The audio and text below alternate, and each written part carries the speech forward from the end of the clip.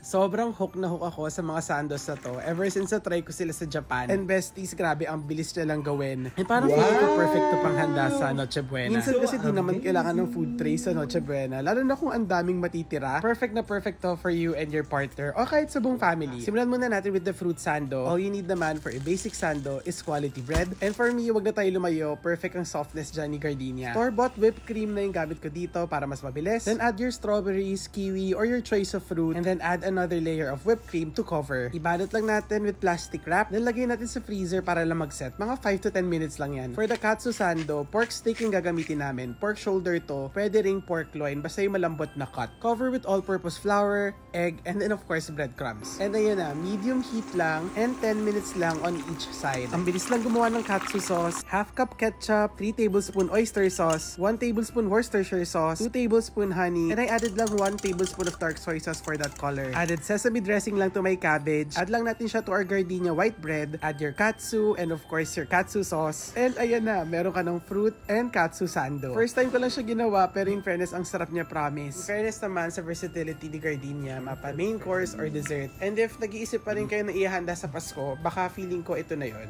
Enjoy! Yung ito? Ang kami ko tinig.